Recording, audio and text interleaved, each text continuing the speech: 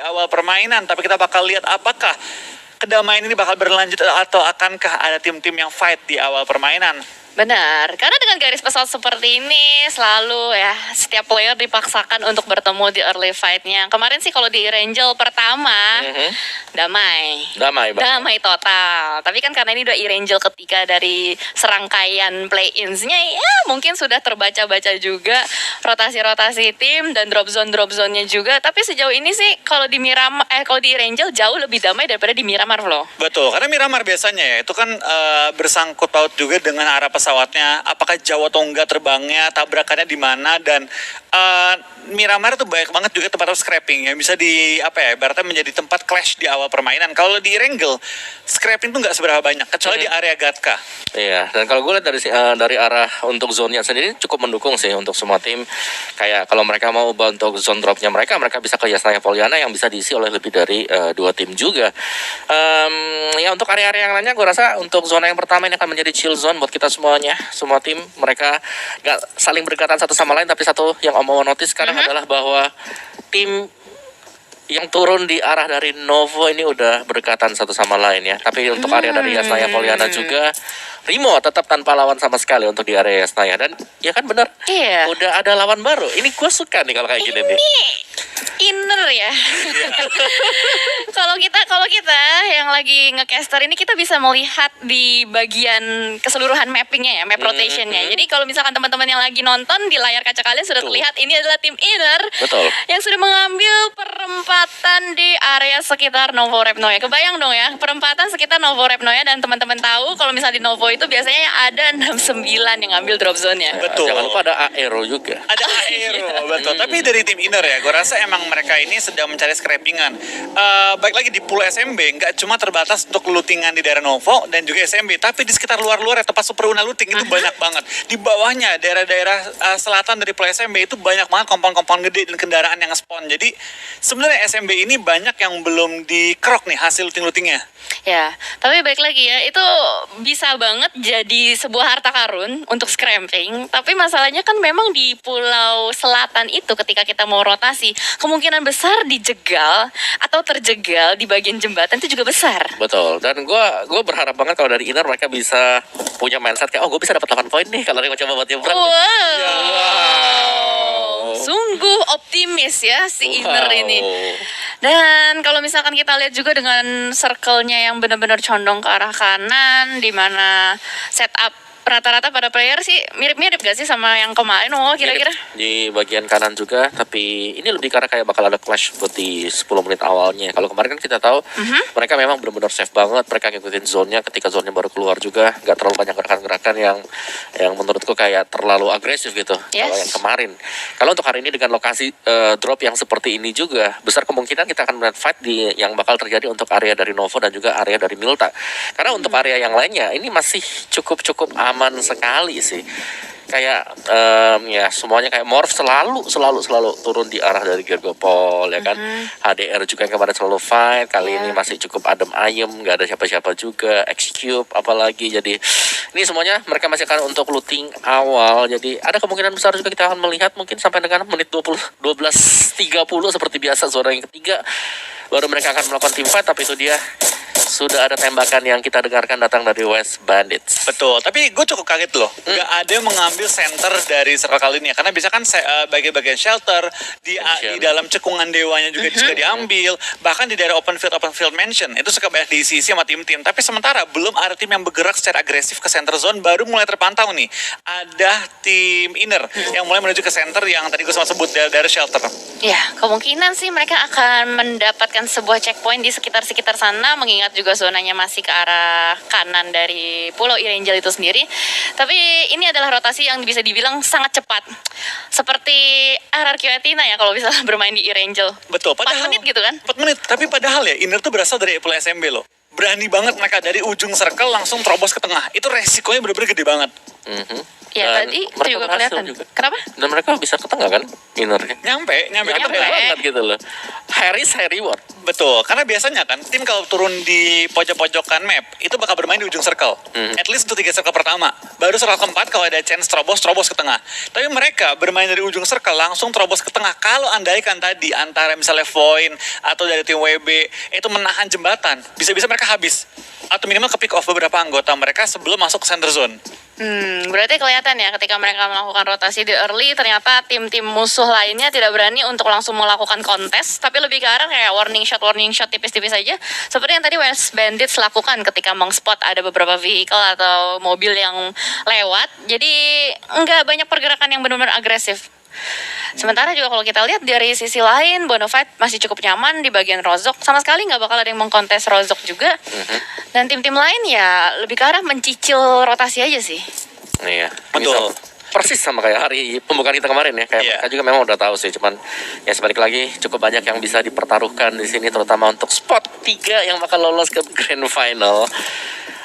Aero seperti biasa ini akan melakukan strategi safe, di mana mereka akan late rotation. Yang berubah kayaknya siapa yang berubah lagi? Boom yang berubah. Boom kemarin tuh di Primos. Iya, Boom di Primos karena garis pesawatnya kemarin masih cukup nyampe. Nyampe iya. Tapi biasanya mereka juga di Milta kalau nggak ini kan. Udah ada isi. Udah. Kayaknya kalau dari tim Boom ya, mereka tim yang asal Kayak- di pojok. Kayak iya. tim DG.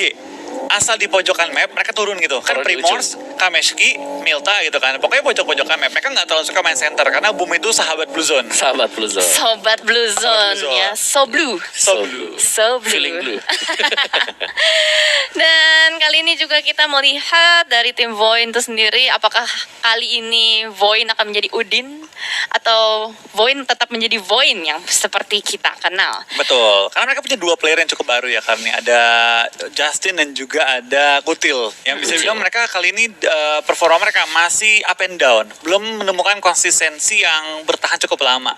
Tapi beberapa tim lainnya bisa dibilang masih juga belum menemukan konsistensi mereka. Seperti Boom, kita tahu mereka biasa adalah tim yang sangat konsisten. Cuma sementara ini mungkin sedang meracik gameplay ulang, belum juga mereka mapping ulang tim-tim yang quote on quote adalah tim random gitu ya. Mereka belum pernah ketemu gitu sebelumnya.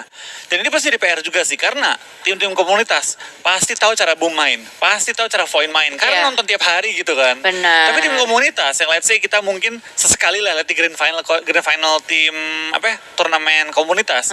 Infonya tuh nggak banyak tentang mereka. Pun kalau ada nggak selalu sama kan, karena jarang-jarang ada turnamen yang benar-benar sampai kayak liga banget. Lebih ke arah mungkin kayak sprint aja, 5 match, 6 match selesai. Jadi nggak banyak informasi yang bisa dikulik, apalagi dengan strategi mereka yang bisa selalu berubah-berubah dan selalu beradaptasi juga. Sementara di sisi lain juga Inner yang sudah berhasil untuk mendapatkan titik tengah kali ini cukup dekat dengan tim XCB yang sudah mulai bergerak dari bagian Lipovka. Harusnya sih ini nanti akan terjadi penumpukan di bagian shelter, mansion, dan open field yang berada di tengah circle itu sendiri. Iya, kita bakal lihat sih nanti ya. Ketika circle kedua kebentuk, apalagi mau ketiga, itu pasti bakal terjadi rotasi massal. Dan kali ini masih cukup mudah untuk dikuasai, masih back spot, apalagi Yesnaya masuk. Yesnaya kalau udah circle kedua gini, diisi 3 tim, 4 tim pun wajar menurut gua. Dan ini kayak dari RR Weds ini enak banget, mereka ada di bagian utara banget ya. Kalau mereka bisa ngamanin di area dari jembatan arah dari Yesaya Poliana juga ini bakal cukup menyenangkan untuk mereka, karena mereka bisa panen point kill, mereka bisa nyayur untuk tim yang coba untuk nyebrang juga, plus mereka masih bisa masuk ke dalam zone. Dan ini ujungnya Yesnaya sebenarnya adalah kunci kita yang sekarang. Oke, ujung Yasnaya. Kalau misalkan memang kita melihat dari rotasi-rotasi timnya ini, Yasnaya sejauh ini masih cukup kosong dan mungkin akan terjadi perebutan di early. Sementara dari Morph team, ini Morph tetap agresif seperti Morph yang biasa. Cuman dari segi placement, dari kemarin entah kenapa Morph sedikit gagal untuk bisa mencapai late circle atau late game-nya itu sendiri.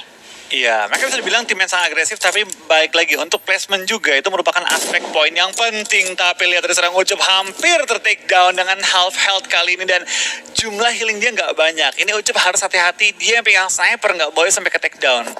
Bener banget. Dan sementara itu, oh no, seorang Venom berhasil diculik nampaknya oleh tim Bonafide yang sejauh ini masih menguasai bagian open fieldnya, berhasil untuk memotong rotasi dari tim XCB.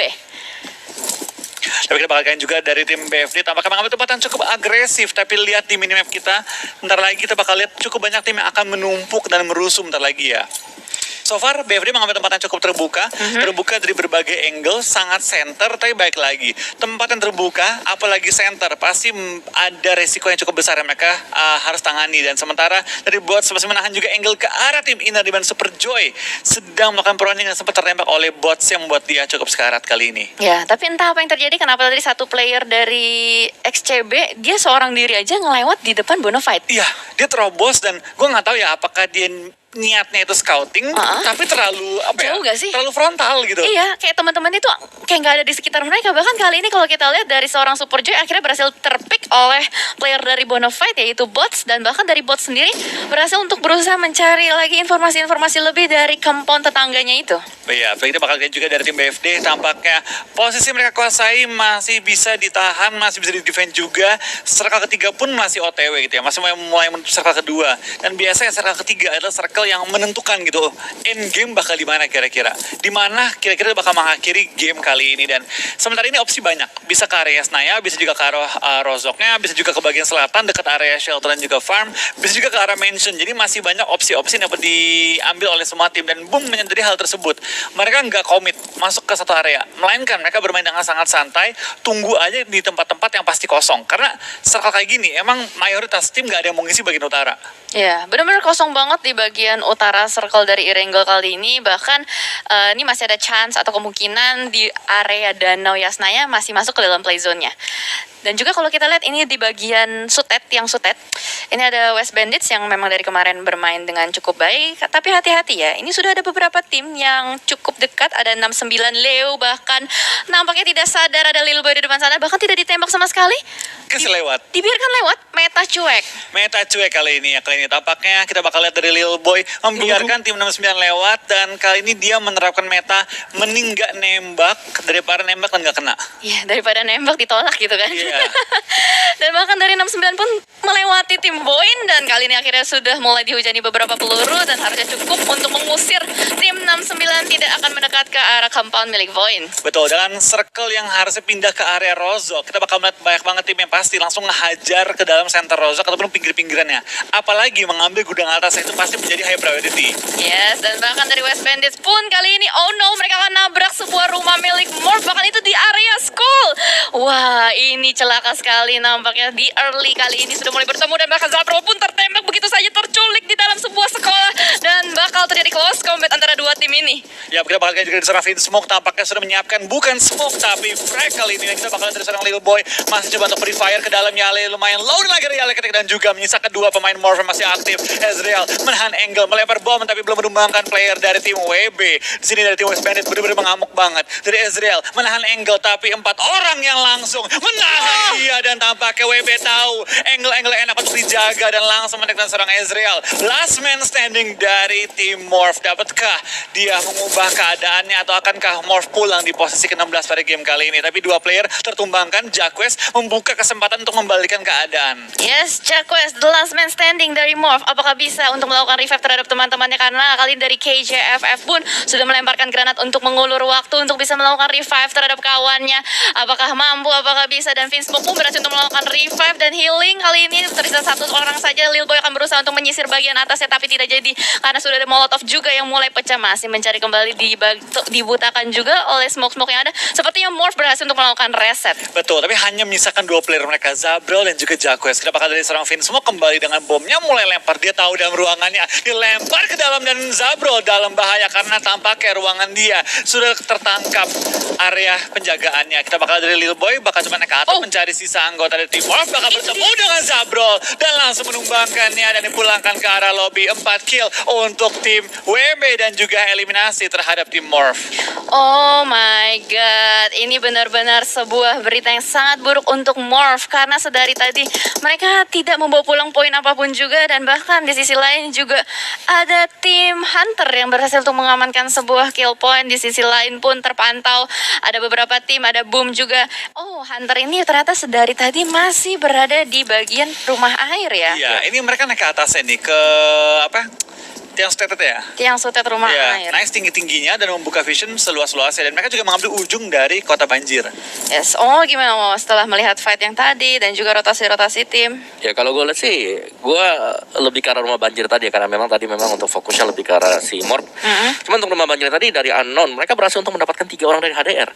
Yang dimana HDR di sini juga lagi berjuang untuk bisa naik ke atas dan tinggal lapar seorang diri. Dan ini bakal bahaya banget untuk HDR ketika mereka lagi pengen untuk manjat untuk naik ke arah dari top 3-nya. Sementara untuk zona yang selalu berubah-ubah seperti ini, masih dengan bagian dari Rozok, akankah Bonafide cukup aman sekarang? Karena kalau kita lihat memang Bonafide mereka selalu berada di area dari Rozok dan kita belum melihat pergerakan juga dari Bonafide dan mereka mendapatkan high ground untuk di kota Rozok. Oke, dan bahkan di bagian high ground Rozok sendiri pun sudah mulai diisi oleh banyak sekali player dan lapar. Ternyata harus dipulangkan dan Hydra juga harus post di posisi ke-15. Betul, kita bakal kali ini juga ada tim Paudi, Cannot dalam posisi knocked out dan sini mulai terjadi pengikisan massal. Zona keempat akan membuat semua tim terpaksa berdempet-dempetan. Kita bakal kali ini juga ada player yang berjatuhan oleh tim Rimo. Jaksa menemukan korbannya kali ini di mana Daman tertumbangkan bersama dengan Karamel. Ini menjadi sebuah bencana bagi tim GG kali ini di mana mereka sedang dalam posisi yang cukup sulit. Yes, tim GG nampaknya tersandwich dari kiri dan kanan. Bahkan di depan mereka juga sudah ada power danger dari Daman dan Kipe pun. Dari Karamel pun harus berusaha di revive terlebih dahulu. Seenggaknya dari Virgo berhasil untuk melakukan setup dan menyentuh kawannya. Tapi apakah mungkin power danger melakukan rush terhadap tim GG ini? Karena ini benar-benar sulit banget posisinya. Mereka berada di pinggiran kota Rozok juga.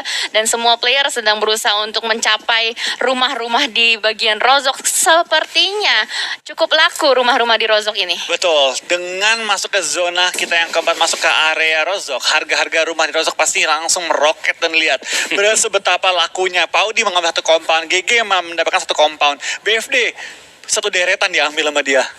Ini cluster ya, cluster Rimo, cluster Bonafide, ya kan?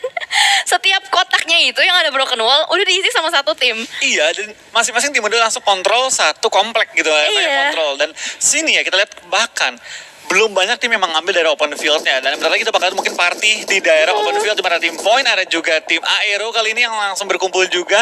Dan pasti kita bakal melihat pengikisan massal sebentar lagi. Yap, dan circle-nya juga sudah mulai bergerak akan masuk ke fase kelima. Dari Hazelnuts pun berusaha untuk melakukan cover terhadap kawannya di depan sana. Sebuah tapping-tapping menuju ke arah tim Point. Dan Kutil pun terspot cukup lebar, cukup luas. Dan kali ini dari Potato pun masih lock juga visionnya ke arah Void. Dan bahkan kali ini mungkin akan langsung melakukan rush dari Potato dengan kawannya. Dari Void pun akan berusaha untuk melakukan cover di belakang sana. Tapi ini adalah posisi yang cukup sulit untuk Aero karena Renalre dan Super Una ter-takedown di sisi yang berbeda. Betul, kita bakal kayak juga tim Void tampaknya sudah berhasil memulangkan Super Una dan tinggal menyisakan 3 member dari tim Aero, di mana 2 player masih aktif sementara waktu ini, di mana Kotil bakal speed dan juga ke arah Hazelnut yang langsung nge-prone menutup angle shootnya. Di sini dari tim Void punya space untuk langsung menyebar juga dan coba memperluaskan vision mereka, tapi dari tim Aero ataupun Altrigo ini masih bertahan juga di sisi belakang, coba untuk menahan posisi mereka. Terspray down juga oleh Kotil. Blue Zone pun mulai mengikis nyawa mereka. Yes, seberapa lama Hazelnuts bisa bertahan di belakang sana, apalagi mereka sudah kehilangan banyak sekali player-playernya dan langsung saja menggunakan baginya untuk melakukan kabur ke dalam zona. Masih ditembaki terus-menerus oleh seorang Kutil, tapi nampaknya masih bisa ngacir. Tapi masalahnya di dalam itu juga ramai dan langsung saja turun dari bagi, masih dicari juga oleh seorang Embot, tapi sepertinya Embot lebih memilih untuk melakukan save terhadap temannya. Betul, kita bakal kayaknya juga dari tim Void tampaknya harus berhati-hati karena posisi mereka kan waktu ini ada di high ground. Tapi untungnya dari tim-tim lain masih sedang sibuk dengan lawan-lawan dekat dengan mereka. Hazelnut menggunakan smoke juga untuk menutup badan dia, tapi zona pun pindah dan jaraknya lumayan signifikan ke tengah-tengah area Rozok dan Void setelah perang dengan tim Aero. Bakal perang kali ini dengan lawan yang berbeda. Kita bakal dari seorang Devs bakal nembak ke depan dan bahkan Embot sudah langsung mengambil posisi menjadi ujung tombak dari tim Void. Yes, penumpukan terjadi di luar zona kali ini, sudah banyak sekali fight di mana-mana dan dari Void pun dari tadi berganti-gantian terjadi knockout juga, dan apalagi dari sisi lain sudah ada game over yang sudah mulai melakukan beberapa tembakan memberikan pressuring terus juga ke arah tim-tim yang berada di depannya. Betul, kita bakal ini tampaknya BFD cukup nyaman ya di daerah kota kekuasaan mereka juga. Merupakan tempat-tempat yang sangat enak dan sini dari Void masih penasaran di mana Hazelnut sedang ngumpet. Karena nggak mungkin ada asap tanpa ada orang yang membuatnya. Yes, ada asap pasti ada manusia. Ternyata di sisi lain Hunter pun berhasil untuk mengamankan beberapa kill point. Sementara dari Aimbot terus untuk Light Spray through the smoke, tapi masih belum bisa mendapatkan spotnya. Di depan sana terspot akhirnya Hazelnut di dalam bagi. Masih tergocek-gocek juga untungnya. Masih bisa kabur dan Aimbot masih punya pekerjaan lain. Dia harus melakukan revive terhadap Kutil.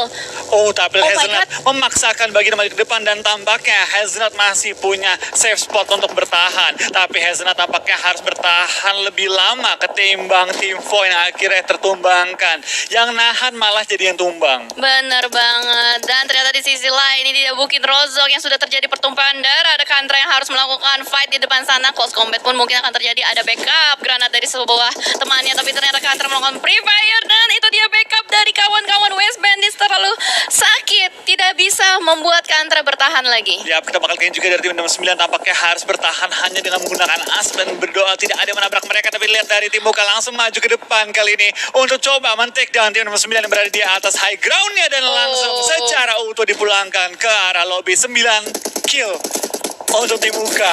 Yes, Hunter tim kali ini benar-benar agresif banget. Lagi-lagi berhasil mendapatkan 1 kill point tambahan menjadi third party. Nampaknya adalah pilihan yang tepat untuk Hunter tim kali ini. Langsung saja melakukan proning, melakukan take cover di belakang smoke, masih mencari kembali di mana mangsa-mangsa yang mereka inginkan. Ya, kita bakal lihat juga dari tim BFD tampaknya masih menjaga compound mereka, masih menjaga komplek mereka dan tidak ada tim yang berani mendekati area mereka.